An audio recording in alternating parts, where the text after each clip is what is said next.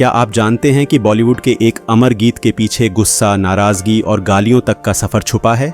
जी हाँ, ये वही गीत है जिसने देव आनंद साहब के किरदार को एक अलग पहचान दी और जिसे मोहम्मद रफ़ी साहब की आवाज़ ने सदाबहार बना दिया।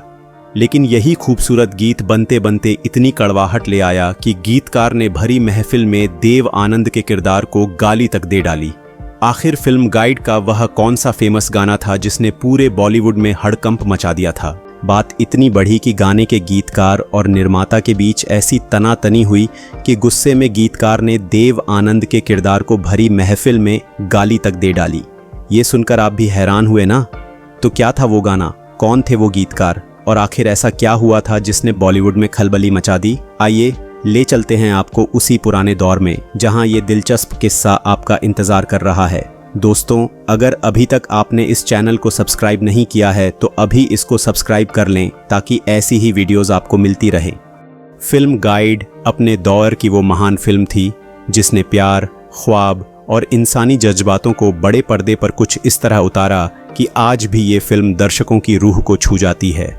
खासकर इसके गाने तो जैसे दिल के किसी कोने में हमेशा के लिए बस गए हों। तेरे मेरे सपने अब एक रंग है, क्या से क्या हो गया, दिन ढल जाए है रात न जाए। लेकिन क्या आप जानते हैं इस फिल्म के गीत दिन ढल जाए, हाय रात ना जाए, जिसे सुनकर आज भी लोग सुकून महसूस करते हैं, उसी गीत की शुरुआत एक बेहद तीखी बहस से हुई थी। दिन ढल जाए है रात न जाए। दरअसल हुआ यूं कि इस गाने को लिखने का जिम्मा दिया गया उस दौर के जाने माने गीतकार हसरत जयपुरी को।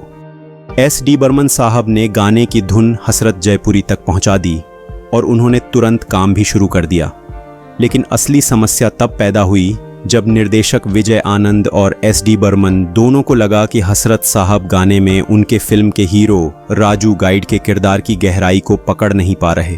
बात इतनी बढ़ गई कि हसरत जयपुरी साहब ने नाराज होकर राजू के किरदार पर एक ऐसी तीखी टिप्पणी कर डाली जिसने स्टूडियो में सन्नाटा फैला दिया। तो आखिर क्या थी वो टिप्पणी जिसने सबके होश उड़ा दिए थे? ऐसा क्या हुआ था जिसने इस यादगार गीत को एक अप्रिय विवाद के बीच ला खड़ा किया? जानने के लिए देखते रहिए। हसरत जयपुरी साहब ने ये गाना एक बार नहीं बल्कि कई बार लिखा, लेकिन हर बार जब वे इसे लेकर निर्देशक विजय आनंद और SD बर्मन साहब के सामने जाते तो उन्हें सिर्फ नाउम्मीदी ही हाथ लगती, स्थिति बिगड़ती चली गई और एक दिन वो हुआ जिसकी किसी ने कल्पना भी नहीं की थी। बार बार रिजेक्ट होने से गुस्साए हसरत जयपुरी ने अपनी झल्लाहट में जोर से चिल्लाकर कहा, आखिर इस भड़वे के लिए और क्या लिखूं? उनकी ये टिप्पणी सुनकर स्टूडियो में एकदम सन्नाटा पसर गया। असल में जयपुरी साहब को लग रहा था कि फिल्म की कहानी का किरदार राजू गाइड पराई औरत का इस्तेमाल करके उससे पैसे कमाता है और ऐश की जिंदगी बिताता है। ये बात नवकेतन फिल्म्स की टीम के दिल पर तीर की तरह लगी। देव आनंद जो खुद इस किरदार को निभा रहे थे, वे भी इसे बर्दाश्त नहीं कर पाए। हसरत जयपुरी के गुस्से भरे बयान के बाद माहौल ऐसा बिगड़ा कि आखिरकार उन्हें फिल्म से बाहर कर दिया गया।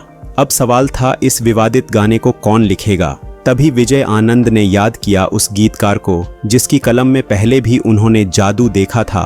वो थे शैलेंद्र, वही शैलेंद्र जिन्होंने फिल्म काला बाजार में भी इस टीम के साथ काम किया था।